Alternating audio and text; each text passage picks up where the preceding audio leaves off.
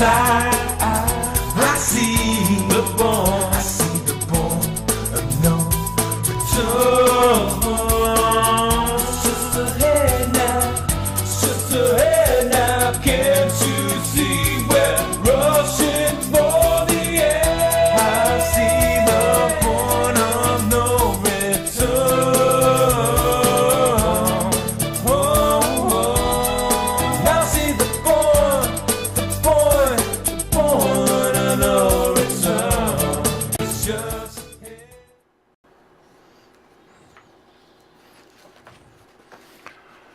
Good evening, and I'm not sure there's ever a bad time to be alive. The old Chinese curse, may you live in interesting times. Yeah, they're interesting, I'll tell you that. Well, good evening, everybody. It's Tuesday evening, July 22nd, 2014. My name is Gary Hendershot. I'm broadcasting live at 8 o'clock p.m. Eastern U.S. time from my secret underground bunker only 12 miles south of Washington, D.C. No, I'm not sure it's deep enough to weather World War III.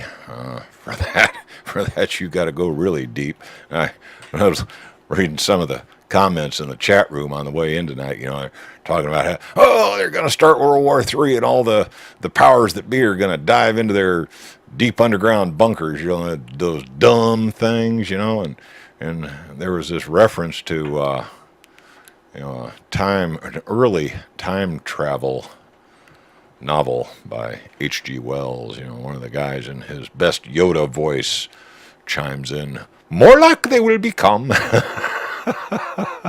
More like become they will, or so whatever.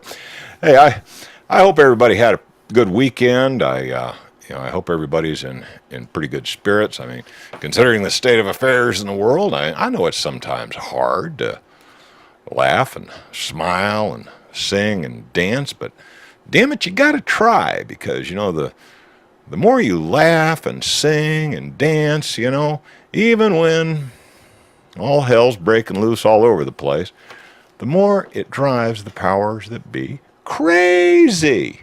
Okay, maybe we can drive them crazy enough that they'll all just commit suicide and leave us the hell alone. What do you think the chances are of that? Yeah, want to buy that Brooklyn Bridge from me?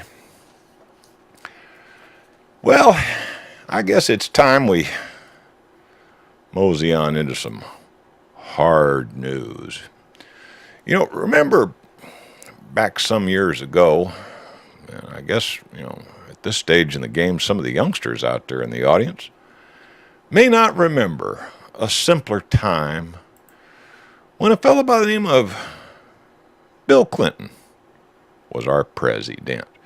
Anybody with a first name like Bill, harkens back to, a sweet Georgia peanut farmer we had named Jimmy. Remember Jimmy? Jimmy Carter? Yeah. He was just a good old country boy. He seemed like a really safe guy to be president after having that guy Ronald, the Richard Nixon in there for so long. We had this nice peanut farmer named Jimmy Carter. And then after, the Reagan years, everybody getting all tense, and, you got Reagan and the Bush, thing going on there. Seemed like we needed another softer, kinder, gentler administration. So we got William Jefferson Clinton, commonly known as Bill. Now, many refer to Bill Clinton as being our very first black president. I don't know. That's one of the claims made. But, Bill Clinton became one of the very few presidents of the United States to be impeached. Now,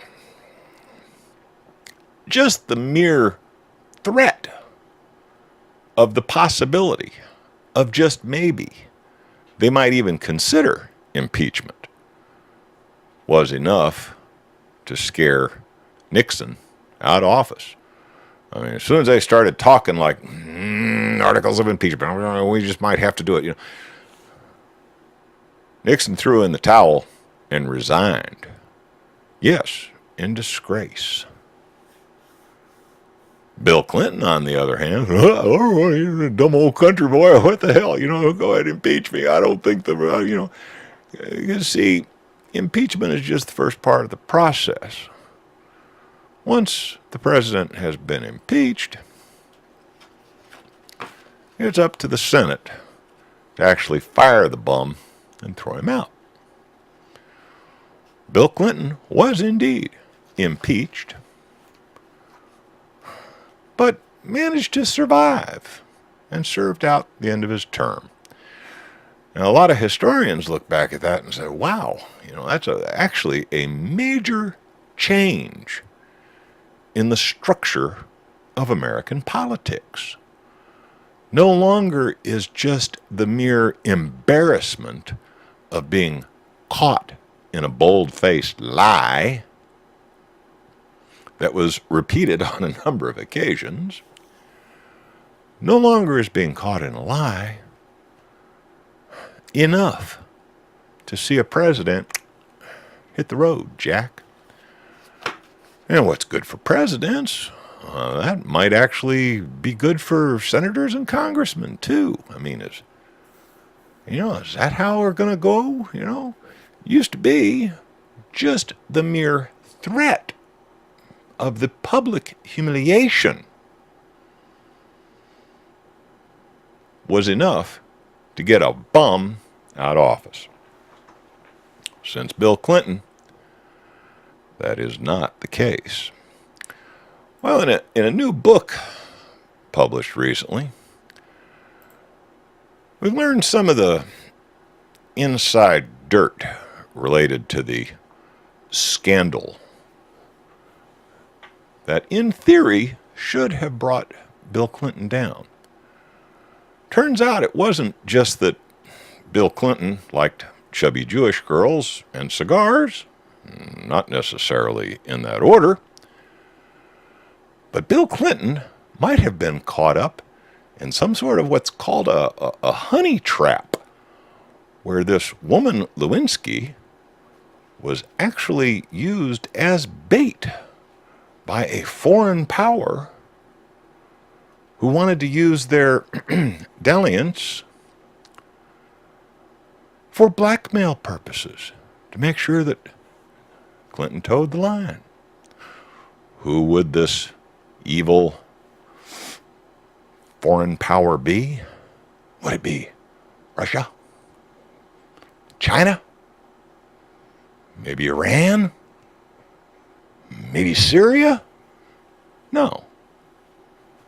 It's our good friend in the Middle East, Israel. The connections are pretty solid. What's encouraging is that apparently the Clinton administration didn't completely cave, although Bill Clinton's support and his wife Hillary's support for Israel continues unshaken, even though the SOBs tried to blackmail him. Well, then again, generous contributions to one's campaign do tend to solve a lot of minor disagreements. On that one, I'm afraid I'll just have to leave it up to you. You're going to have to consider and make up your own damn mind. How many of you out there, I suppose folks from Illinois probably know who the fella pictured over my shoulder is. A fella named Louis Gutierrez. Louis Gutierrez. And he's a Democrat from Illinois. I believe he's in the House of Representatives. He's a sitting congressman, elected by the people of Illinois to carry out their wishes. I mean, this is supposed to be a representative republic. You know, we're supposed to hire these politicians to go to Washington to do our bidding. They're supposed to be our janitorial staff maintaining the plumbing associated with the nation's needs. Interestingly enough, this guy, Luis Gutierrez, who I assume by his surname might possibly be Hispanic. I don't know, maybe. I don't really care. I mean, at least he's here legally. But Representative Luis Gutierrez recently spoke before an outfit called La Raza. Now, for those of you out there like me who do not understand Spanish, a rough translation of La Raza is the race. Okay? La Raza is a racist organization every bit as vicious in their rhetoric as the KKK, but because they happen to be Hispanic and happen to be promoting the interests of Hispanic persons here in the United States of America, they're given a pass. And they can say some trash that I'll tell you what, if a white guy put on a sheet and a hood and stood out in the middle of a park talking the kind of trash about Hispanic people that some from La Raza say about, Anglos and black people, yeah, there'd be some serious doo-doo flying around. But, this La Raza outfit, because they are brown-skinned and promote the interests of Latinos, are given a pass when they talk some serious trash. Well, this guy, Representative Luis Gutierrez, apparently is playing to this La Raza outfit for votes or something. I don't know. Because I can't imagine any sitting congressman going before any group and saying that President Barack Obama gave the Latino community a down payment with his temporary amnesty program that halted the deportation of our people. Our people. Now, is that a divisive message? I mean, is that a message that promotes diversity and gives you a warm fuzzy and makes you feel like, welcoming people with that attitude into your community? Wouldn't you just love to have some people move in next to you that had this our people point of view? Gutierrez urged Hispanics to seek retribution at the ballot box. Retribution? Retribution for what? We need to raise our voices, make ourselves citizens, sign up to vote, and punish those who speak ill and criminalize children who come to our border. Interesting. Gutierrez addressed the conference this weekend and also spoke on a panel last week with he said Obama assured him in a White House meeting that last week with the Congressional Hispanic Caucus that he would use executive actions to be as generous and broad as he can to stop the deportation of people each and every day, as reported by Breitbart. Yeah, so we got a sitting congressman representing the interests of folks in Illinois who is apparently as racist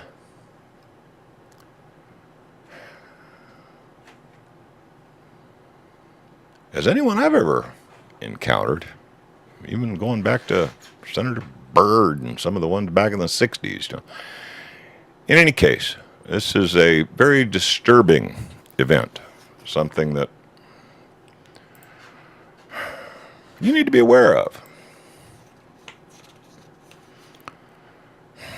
Each week, more illegal immigrants enter Texas than people who are born in the state during the same time period. Dan Patrick, the Texas state senator who is the Republican candidate for lieutenant governor, said 2 weeks ago Border Patrol agents apprehended almost 10,000 people crossing the border in 1 week. Every week, week after week, we've been averaging for the last year apprehending between 6,000 and 10,000 people a week, Patrick said. That's more than the births by Texans.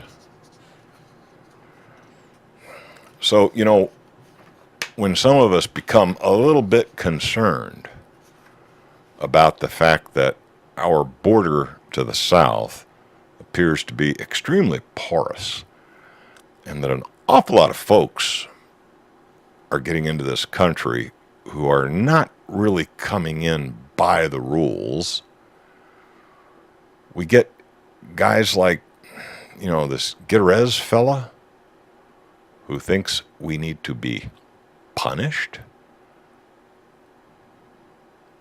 Very interesting. What emergency, CBO says? Just $25 million of Obama's $3.7 billion border bill will be spent this summer. Bottom line is, the president got $3.7 billion to do something about the border. Not real clear what it was, but it appears that $1.1 billion is going to go to Homeland Security, I suspect, so they can buy some more 40 caliber bullets and fully automatic weapons, which for some reason I have a funny feeling we're going to face it someday. It means that we ought to slow down. Okay. Obama has requested $3.7 billion for the border and another $600 million to fight wildfires. Okay, so you got wildfires. That's small potatoes. $600 million ought to handle that, but we need $3.7 billion for the border. Not to build a taller fence, not to hire, more border patrol agents to try to close the border, but much of it to go to Health and Human Services so that we can provide proper care and accommodation for those who have entered the nation illegally. Most Republicans are already opposed to Obama's proposal. House Republicans are considering a much smaller bill. Republicans have argued that the flood of illegal immigrants has increased because Obama has said he would take effective executive branch actions later this year to somehow allow more illegal residents to stay. The message is out, okay? The borders to the United States are open. Everybody's welcome. Come on down. Now, Mexicans, we're going to ship you back. But, if you come in from south of Mexico, you're okay. Come on down. Particularly, if you don't have too many gang tattoos, you're obviously more welcome than others. And if you're pregnant women, hey, we got chauffeured limousines waiting to take you to, not Motel 6. We're going to put you up at the Sheraton. But,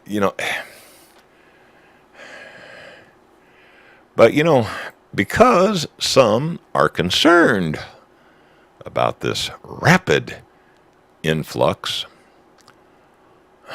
fellows like Gutierrez think we ought to be punished.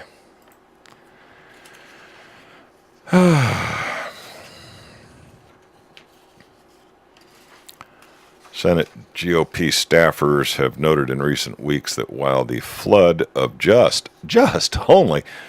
60,000 children has led to billions in possible additional costs, the Senate-passed immigration bill would create millions of new green card opportunities for non-U.S. citizens.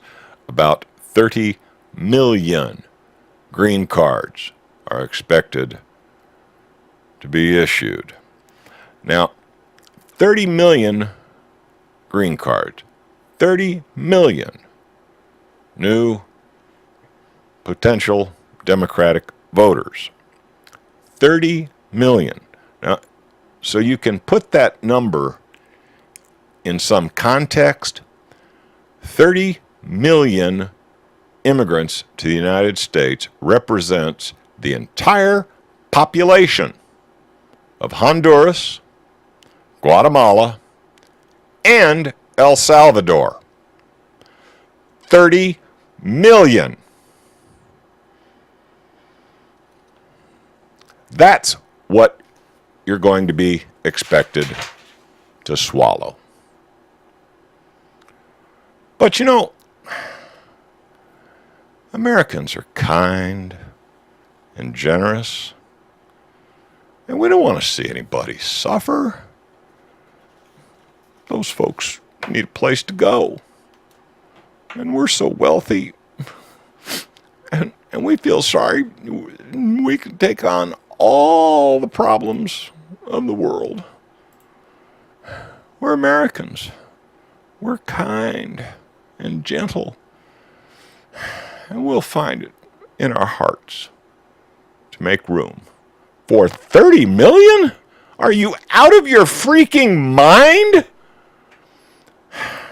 I'm hearing the music playing in the background, so I'm going to have to slide out of here for a couple minutes while the studio sells some products to keep the lights burning.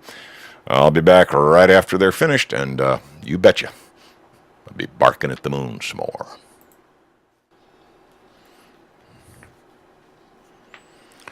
Alrighty, we're back from that break. I'm going to bust into the music a little early because I got a lot I got to cover yet. Now, on this immigration issue, now, I'll be honest with you. I take some heat, I get, shall we say, some interesting fan mail.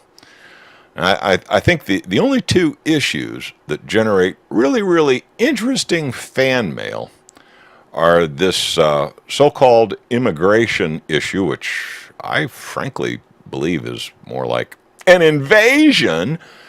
I take some heat on that. And of course, whenever I break bad on Israel, the AIPAC shills just come out of the woodwork, and I'm anti-Semite this and anti-Semite that, and frankly, that gets kind of old. It gets downright boring. So, frankly, unless you've got a good factual argument to put on the table, calling me names is not going to change my opinion. It's just going to make me think you're an idiot. Okay? If the best you can do to counter my argument is to call me nasty names, I'm sorry, but you're an idiot. And it's going to be real hard for me to take you seriously. But that aside, let's move right along. Because, like I say, we got a lot of stuff to cover tonight. Now, I don't want to get too tied up on the immigration issue. Although, the fact that our government, our elected government, the guys who we are paying to take care of us, and yes, one of the things they're responsible for is securing our border. It's one of the things we hired them to do.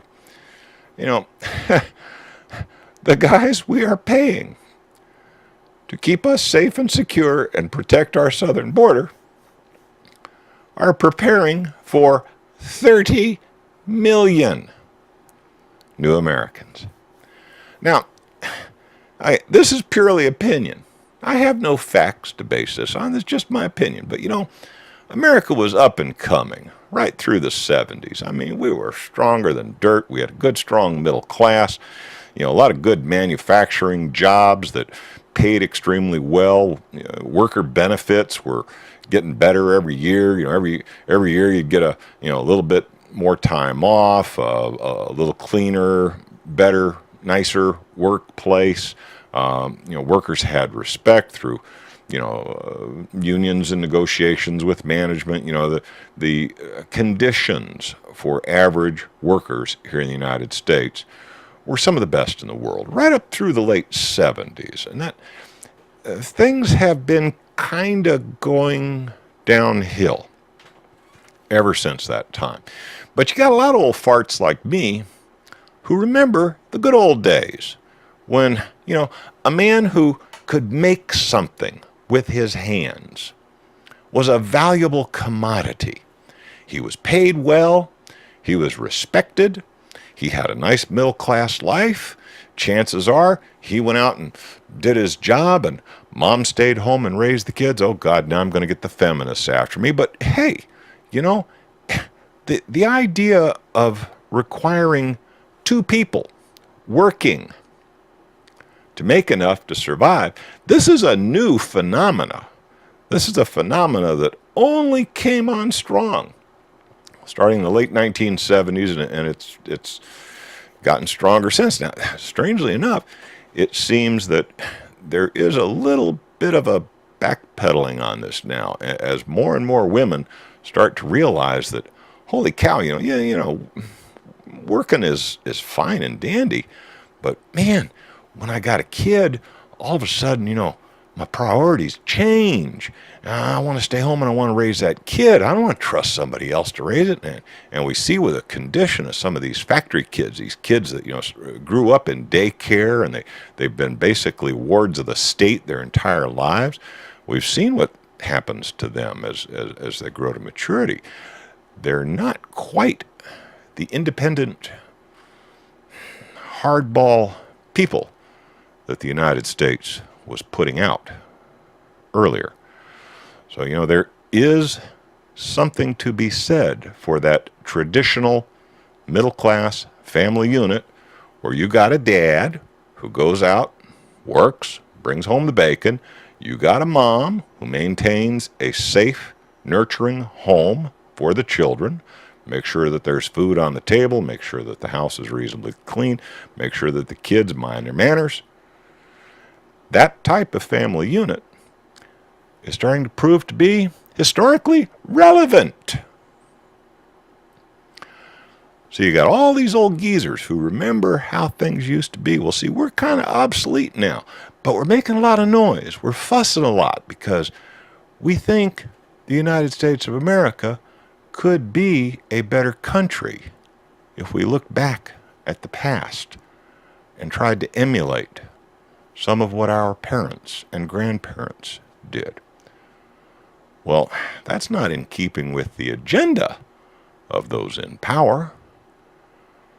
So why not dilute that population with a bunch of folks from the South who are not accustomed to the luxuries enjoyed by middle-class Americans? Why, these people will be so desperate for work that compared to average Americans who kind of expect a nice middle-class lifestyle, shoot, you'll be able to get these new immigrants from the South to live in, what was supposed to be a single-family home. You'll have 6-8 families living there. Everybody in the whole tribe will work, and the kids will run wild. And so, that is more along the lines of what this so-called New World Order wants to bring into play. They don't want intelligent, independent thinking, analytical people. That does not suit them. They want cogs in the machine, and that's what they're getting. Apparently, as many as 30 million of them.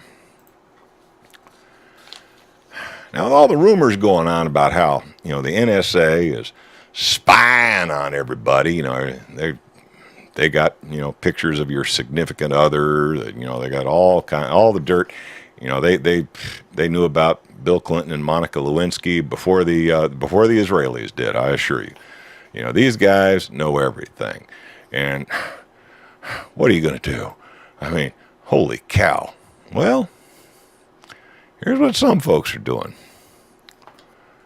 German typewriter manufacturers are enjoying a boom in sales following the NSA spy scandal. The head of the Parliamentary Inquiry into Spying by the U.S. National Security Services, NSA, in Germany, made headlines last week when he said his committee is considering buying typewriters. Yes, this is serious. Do you remember the typewriter? Man, I'll tell you, I used to have an old Smith Corona portable back, Yes, I come from the age of dinosaurs. I used to drive a Stegosaurus to work. But, oh, come on, it's supposed to be a joke, but the fact of the matter is, it's true. Sometimes truth is funnier than fiction. But yeah, typewriters. are on their way back. I may have to go looking up in the attic. I think I got a couple of them up there. I haven't looked at them in ages. How about this one? Here's another one. Should give you a giggle. All right, now I don't know, people forget very quickly, but you remember that thing about the IRS and Lois Lerner and hard drive failed, and that's why they can't get the emails back? Well, it's come out that the IRS is looking for a company to provide destructive services for 3,200 more hard drives. Apparently, they want to make sure. Okay, now here again, on this story, I will let a little slip about my personal life. Normally, I don't talk about my personal life, but I do work in IT, and I can tell you that the retention policies with most corporations that I deal with requires that email be stored on a central server and backed up to at least 2 locations, 1 location off-site, so that even if the building burns down, they're able to retrieve a backup of their email. Email retention today is serious business. Why the IRS cannot retrieve that email is an embarrassment, and it's a farce to anybody in the IT industry that knows anything about it. I'm hearing the music. I got to slip out of here again. I'll be back right after the studio keeps enough money coming in to get the lights burning.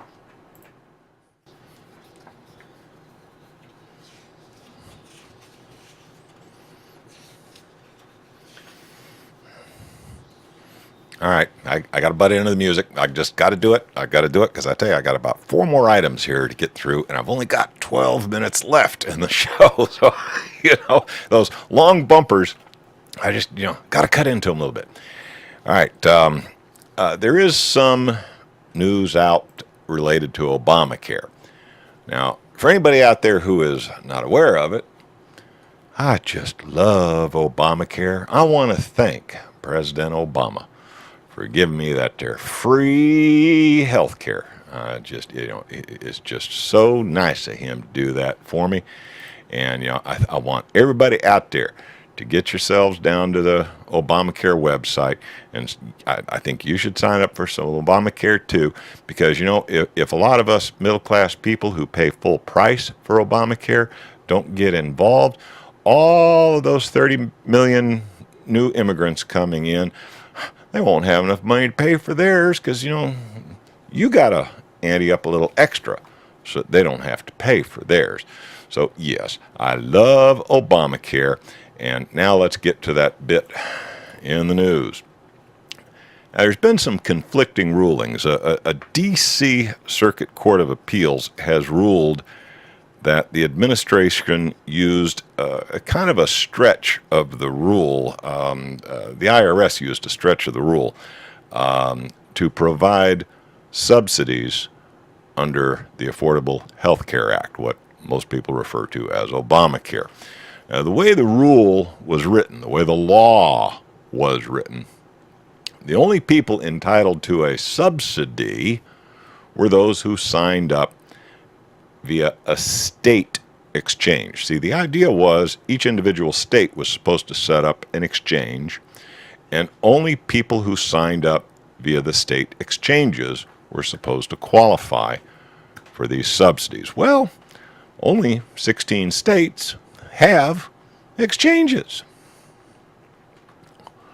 So, to make sure that, people everywhere else can get their subsidies, the IRS kind of fudged on the law. Gee, you think the IRS would do something illegal? Lois Lerner, hard drives. IRS being used as a weapon against political opposition. Maybe, I don't know. But it seems that the IRS, in their infinite wisdom, interpreted the law to mean that even if you signed up via the federal exchange, you were entitled to the subsidy. Went to court. A D.C. court has said, no, that's stretching it. If they sign up via the federal Obamacare website, they're not entitled to any subsidy. Only those who sign up through a state exchange. This court was going by the letter of the law. Well, a Richmond court said, no, the IRS did exactly what they were expected to do. They interpreted Congress's wish. that everybody out there get affordable health care, except those of us who make a middle-class living. We're supposed to pay more for our health care than we did in the past, so that the excess that we pay can be used to cover the subsidies for everybody else. But that's neither here nor there. The Richmond court said, nah, the IRS did good. Everything is cool. So we've got two conflicting rulings out there right now. Who's going to win? Let's face it, they get what they want. You are either going to sign up for Obamacare, or the IRS is going to charge you a penalty so that they can collect enough money to pay for the subsidy. So you pay and get nothing. It's called wealth redistribution. Okay, I can't do a bit without, talking about this airplane that went down. All right, do I have any new and interesting information on this? No, I'm sure you've heard it all before. Bottom line is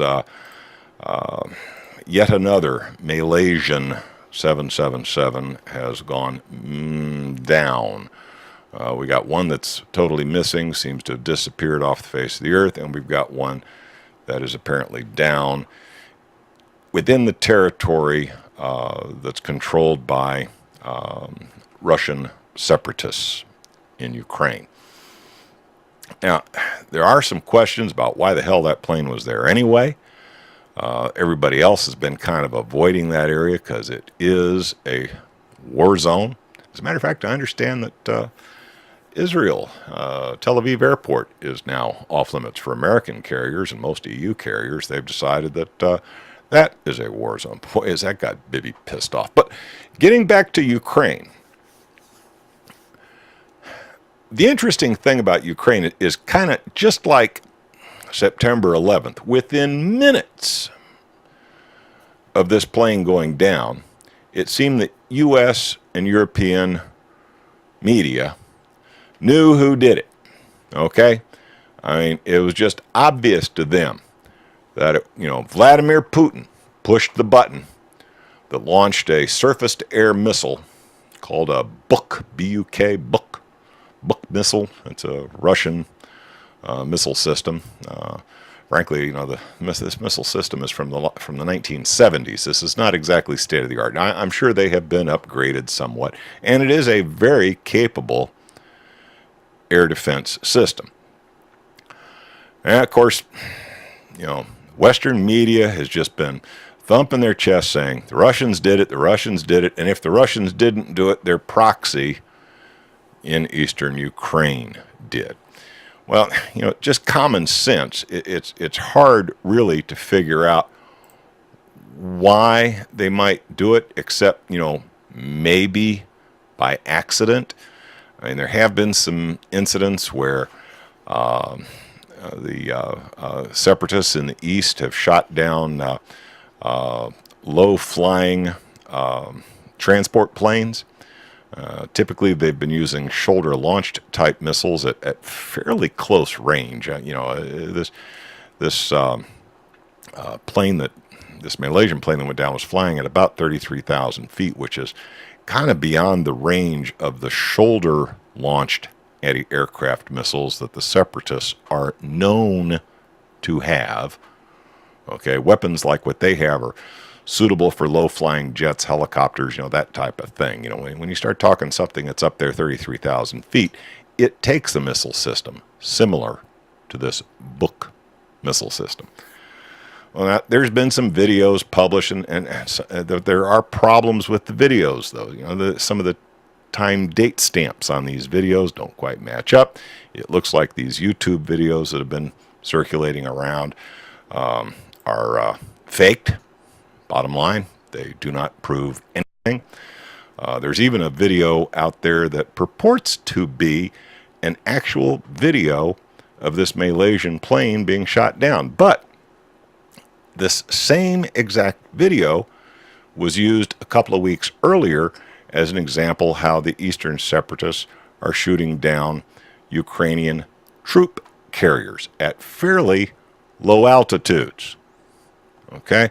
So, it appears that a real video of a Russian-made cargo plane being shot down is being hyped as a video of this Malaysian plane being shot down. Sorry to debunk it, but, it ain't real. Then there was this other issue of, this Russian separatist in Ukraine, rifling through the passengers' belongings and holding up a trophy of this, this stuffed monkey, and Western media just, hyperventilating over this, this vicious, evil guy, making him out to be, a terrorist, aha, I got my trophy, They didn't show the film in its entirety, where the man very gently placed the stuffed monkey back onto the pile of personal belongings, gave himself the sign of the cross, and cried over the loss. Basically, this fellow, yes, he is an Eastern Ukrainian Russian separatist type guy. He was escorting journalists through the crash site, and yes, okay, there was a picture of him holding up this stuffed monkey and shortly thereafter crying over it. Not really the evil SOB that he was made out to be. And then, of course, there was the picture of the Buk missile system that was supposedly being driven from eastern Ukraine back into Russia. And, there's an example of, yes, those eastern Ukrainians, they do indeed have this missile system that everybody suspects may have been used to bring down the Malaysian plane. Turns out when you analyze the video and you look at the billboards, these photographs were taken from Western Ukraine, an area that is certainly under the control of the Kiev government. So, what is the truth? Well, there's something else that very few people are even considering at this point, and that is that the Russians have provided evidence that would indicate that the Kiev government had some fighter jets in the air that were very rapidly approaching this Malaysian plane.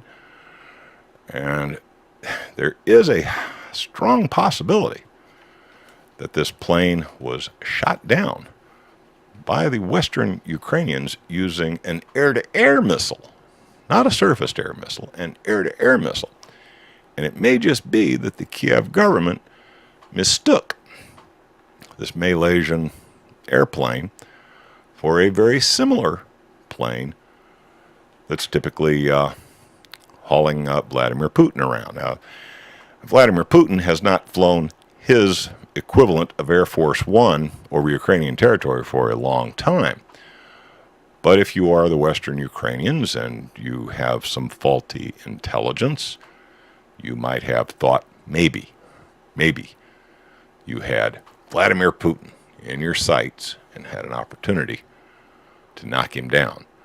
Then again, there is also the possibility that the pro-Russian separatists did indeed have Buk missile systems. No proof on that yet.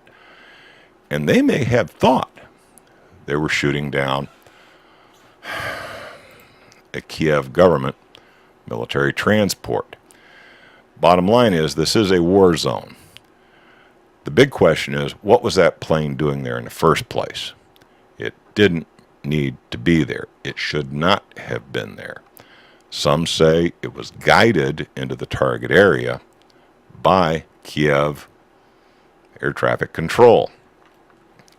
If that is indeed the case, then their air traffic controllers have to take blame for what may have been an accident. But, there are those out there who are always going to try to take advantage of an unfortunate situation. That's it for me, folks. I've done my share of barking at the moon for this Tuesday. You betcha. I'll be back next Tuesday to do it again. Until then, y'all take care. Good night, all.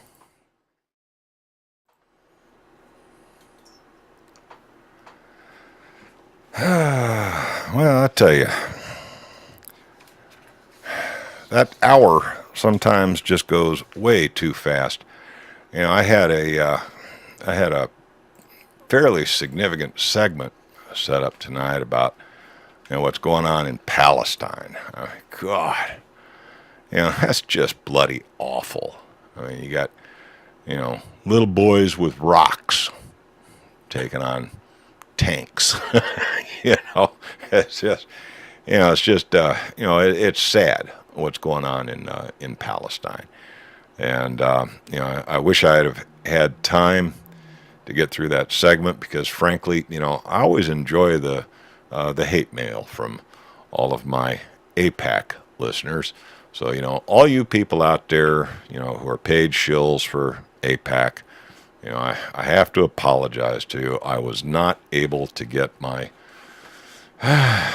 portion of the broadcast related to trashing Israel for its trashing of Palestine. I was not able to get that out there on the Rents Radio Network, but you betcha, I'm still going to hold you task for it because, what Israel is doing to Gaza right now is every bit as bloody evil as what the Nazis did to the Warsaw ghettos during World War II. And if you freaking Khazars over there in Israel don't know what I'm talking about, maybe you ought to read the history that you're basing all your lies on and understand what real suffering is. Okay? There are a lot of Jews who suffered brutality at the hands of the Nazis in the Warsaw Ghetto. And you betcha they fought back. They fought back every way they could. You betcha they had tunnels to where they could get out of the ghetto and do a little mischief and, thumb their noses at their oppressor. Kind of like what Palestine is doing to Israel. Now, of course, everybody's talking big about how, well, Egypt's offered up a peace plan that's endorsed by the U.S. and Israel. And, if those evil Palestinians would just abide by the peace plan, everything would be, well, you know what the peace plan is? The peace plan is everything goes, we get to kick your ass into next Tuesday. And then the peace plan ensures that we can still hold our boot on your neck. We can still hold you subjugated. We've got you totally quarantined. You can't get any building materials. You can't get any water. You can't get any electricity. You can't develop your oil and natural gas resources off your coast because, frankly, we intend to kick your ass, wipe you out, and take all that for ourselves. Anyway, that's what Israel's got in mind. Israel's got their eyes on the oil and gas reserves that are just off the coast of Palestine. They'd like to have that for themselves. And those Palestinians, they're just in the way.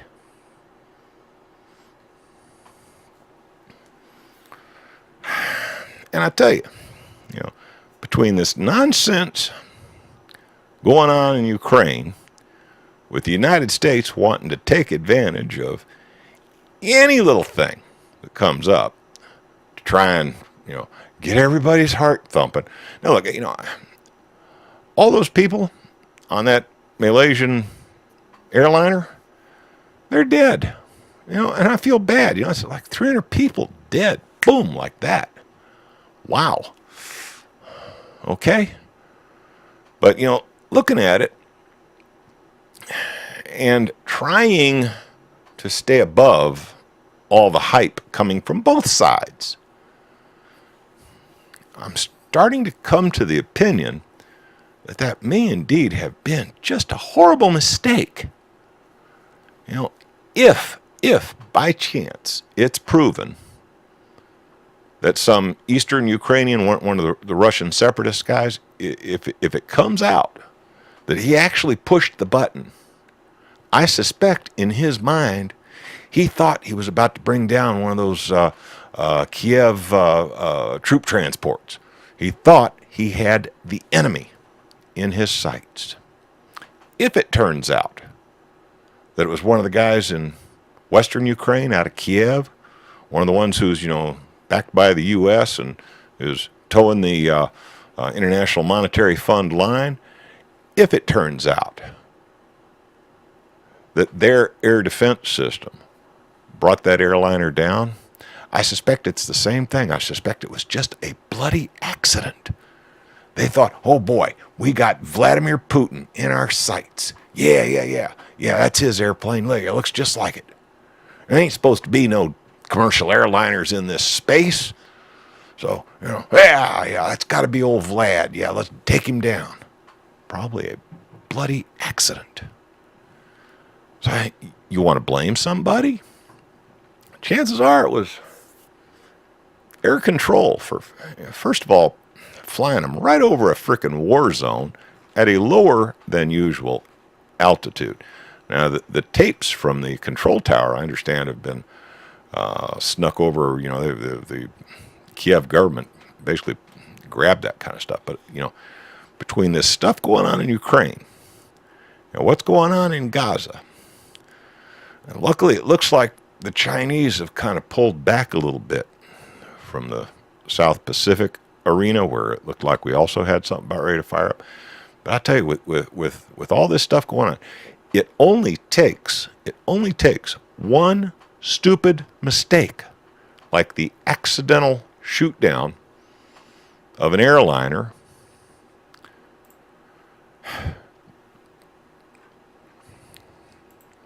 Look, if you really think there are winners and losers in an all-out nuclear war,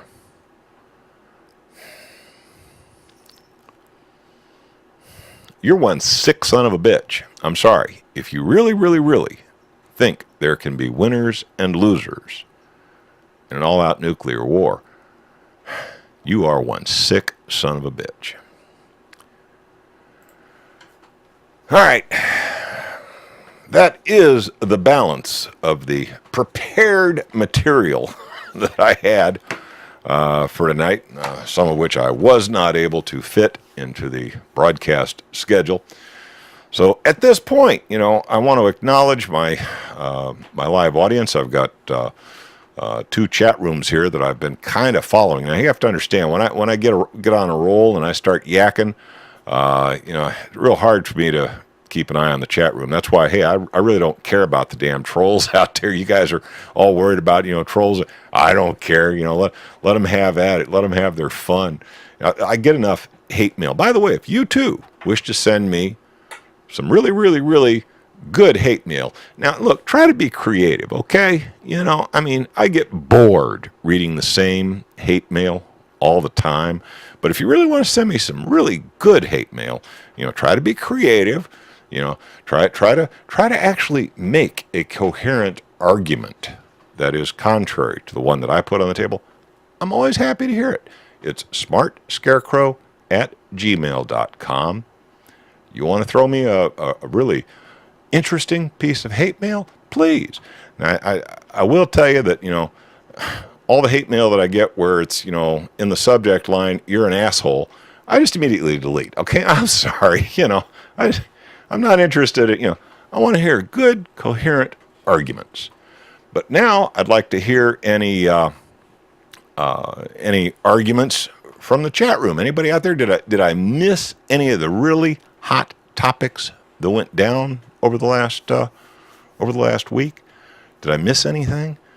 I tried to hit on all the good ones. I ran out of time when I was doing my Rinse broadcast to get that last one about what's going on in Gaza. I mean, frankly, this thing, there is absolutely no proof that the Russians brought down that Malaysian. Even our State Department has admitted they've got no proof. They're basing their accusations on YouTube videos and social media. Okay? That is the basis of their pointing a finger at the Russians. In other words, you guessed it, it's absolute bullshit. Now, there's really no proof that the Western Ukrainians did it either. A lot of people are just guessing. Although I will tell you, they are the more likely. They have the necessary hardware to pull it off. iPhone, unencrypted data dump found on iPhone iOS. Yeah, I read an article about that, but I don't know enough about it to really comment, so I did not cover that one in the news. Asshole who pushed the button to kill the airliner. Yeah. Well, I suspect that whoever pushed that button that brought down that airliner probably thought he had something else in his sights. I don't think that, I mean, nobody gains an advantage by bringing down a civilian airliner. Okay. Now, it looks to me like the Western media tried to turn it into an advantage. They tried to spin it. They tried to turn it, oh, that evil Putin, he did it. He's the one. He's a bad man. Well, it turns out their accusations are bullshit. They've got absolutely no proof. They've got no evidence that points a finger at Russia or the Russian separatists. Really, there is absolutely no evidence that the Russian separatists did it. Fat chance, yeah. National Guard. Yeah, you're right. I missed, Governor Perry has assigned some National Guard to cover Texas flank. Texas is getting hit. Texas and Arizona seem to be the ones that are getting hit hardest. Although the plan seems to be that as soon as these illegals come in, they're put on charter buses or whatever, and they're trying to disperse them throughout the country so that believe me, I guess I'm just a racist. I hate brown people, and I want them all to die in Honduras or El Salvador or something. I guess I'm just a racist. Oh, yeah, that's what they'll call me because, frankly, I think those people should stay home and do something to make their country a better place, rather than coming to my nation and making it more difficult for me to make my home a better place. But, that's my point of view. My opinion, $5 gets you a cup of coffee at Starbucks. Ooh, I'm not even supposed to mention their names. Normally I just say that high-priced yuppie place.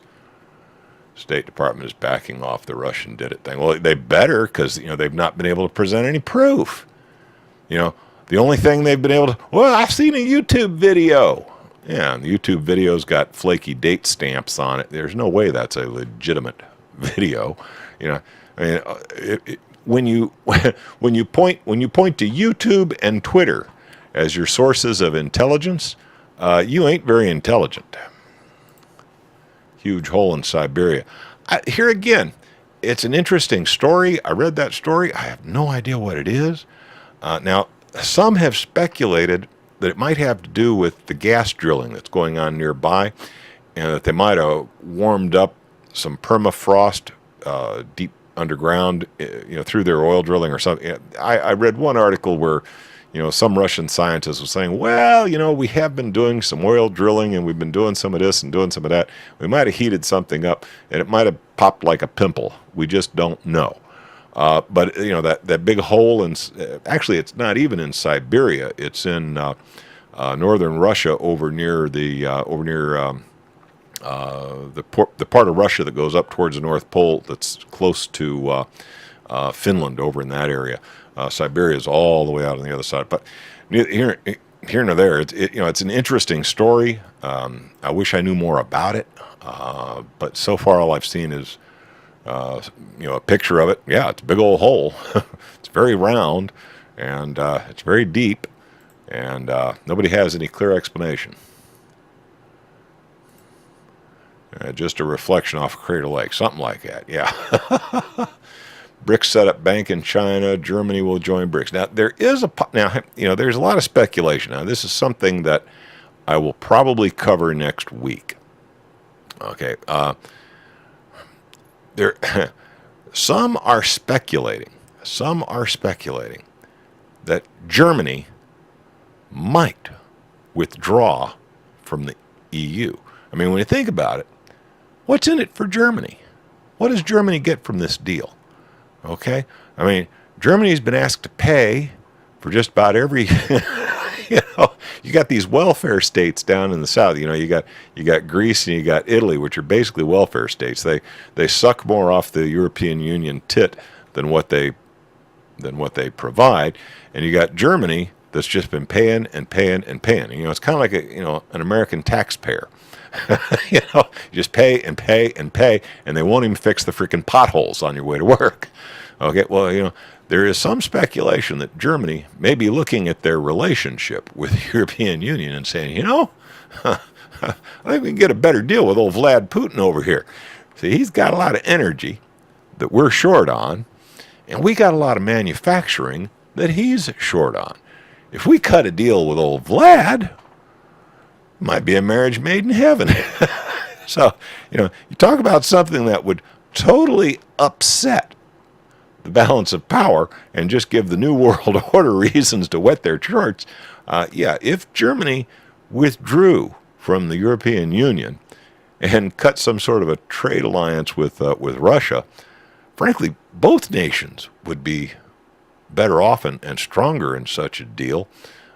Germany would be cutting loose a whole bunch of weight strung around their neck and picking up a valuable business part.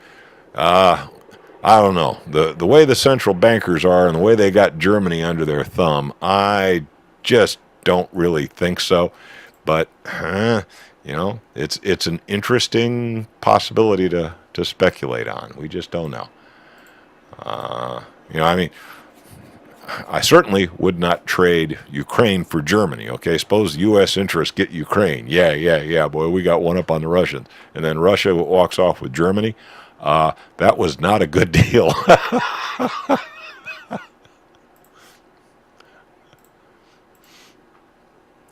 Well, yeah, the fact of the matter is we're almost at the breaking point. I'm no guru. I got no crystal ball. I have no idea when the economic house of cards is going to collapse. I know Charlie McGrath and I get into this argument all the time. He just knows it's going to happen next week or day after tomorrow, or it's going to happen soon. He's certainly within the next 6 months or a year. I'm looking at it saying, hey, these SOBs have been able to keep this pump and dump thing going for 100 years now, okay? They're pretty savvy. They're pretty cagey. They know what the hell they're doing, okay? And it took them multiple generations to get themselves positioned to do this pump and dump. Well, I think there are still assets out there that they covet.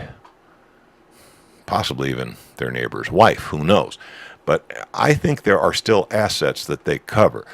They're not quite finished raping and pillaging yet. I think they could keep this pump and dump thing going for another 10, 15, 20 years. I don't know. But the fact is, it will eventually fail. There's just no doubt about it. You just do the math. You look at the math. There is no way this system can sustain itself at the levels we've gotten to. So the entire global economic system is at some point going to fail.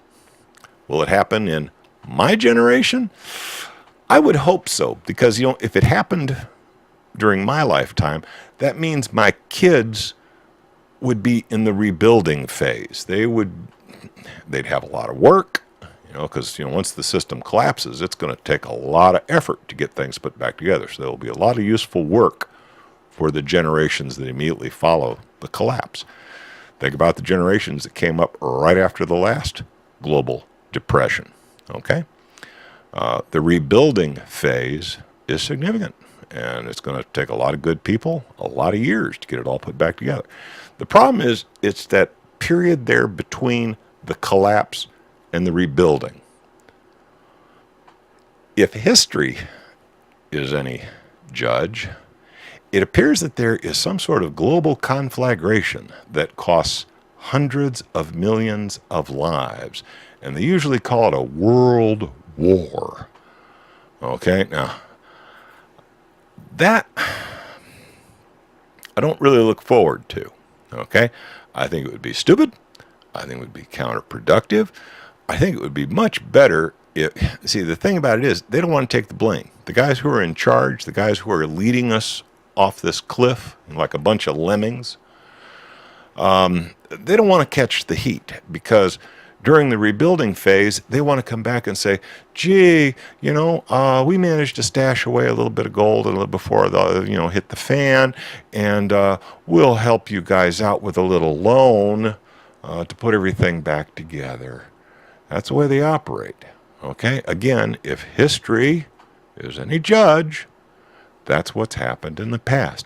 So what we're going to do is we're going to make you such a deal on a low-interest loan that you and the next 5 generations will have to pay back to me and my next 5 generations so that we don't have to work and we live off of your largesse. Okay? That's the way it's gone. So, I think we would be better off if the system just collapsed. We acknowledged the fact that, hey, it was a great ride while it lasted, but that ain't no way to run the economy of a nation. Hang all the sons of bitches who did it for us rather than leave them alive to help us during the rebuilding. And next time, go it on our own without the use of a private central bank that issues the currency into the system at interest. That, and that alone, is the failing of the American economic system. The basics of the American, the free enterprise system, taken to its basics, works. Now you start getting into this crony capitalism stuff, I don't know how we're going to solve that one because that just seems to be a natural evolution. But, a free market economic system rather than a government-controlled, centralized economic system. The free market system seems to work better. Where we get into trouble is when we have a private central bank issuing the currency into the system at interest. Because here's what happens. You want to expand your business. You borrow $1, okay? The banker says, okay, here's your $1, but you're going to owe me $1.10. Well, that 10 cents you needed to pay the interest was never issued into the system. So the only way that 10 cents can evolve is somebody else has to come along and borrow another $1, and 10 cents of that goes to pay the 10 cents that you owe. But now he's only got 80 cents. He goes to try and pay his loan back. He's only got 80 cents. So unless the system continues to attract more and more borrowers, it can't survive. Now, at some point, everybody's so far in debt, even the government is so far in debt, that nobody can borrow anymore. They look at their portfolio and they say, holy cow, I can't even pay my MasterCard bill. I can't go buy a new car. I can't buy a bigger house. I can't buy that boat I'd like to have. Forget it, I'm too far in debt. As soon as everybody puts the brakes on and stops borrowing money, the whole system, the whole house of cards collapses. And that's about where we are right now. All right, I'm getting tired. I've still got a lot of editing, and I've still got to post this thing up to YouTube. So unless you guys got a pressing issue to discuss, maybe something really important that I missed during tonight's wrap-up of the news, or some pithy comment that you'd like to get out there, I think I've managed to put everybody to sleep with my tirades. So I think I am going to go ahead and bundle this thing up. Well, I appreciate the accolades. I do the best I can. Next week I'm going to try not to have so many items I want to cover. I'm going to try to focus in on maybe just a few items. And next week we're going to try something a little different. I'm going to invite call-ins because, frankly, it probably gets boring for people just to hear my point of view and my opinion. I think it would be interesting to poll the audience and get opinions from them as well. So next week I'm going to try very hard to only take on a few tough items and invite the audience to participate with some call-ins and see how that goes. We'll try it. The problem is if I plan a show around call-ins and then I don't get any callers, I don't have enough material to fill the to fill the hour. So I think what I'll do is I'll go ahead and have some extra material off to the side just in case you guys let me down and don't ring the phone. But I think that's going to be it for me. I'll be back next week, do some more barking at the moon. Until then, y'all take care of yourselves and laugh at them.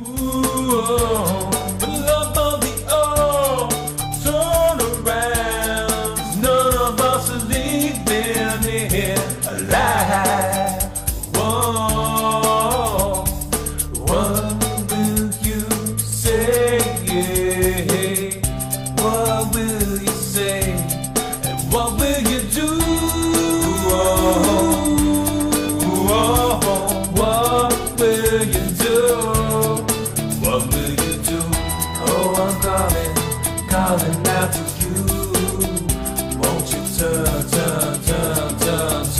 around? Oh, I'm calling out to you, won't you turn, won't you turn?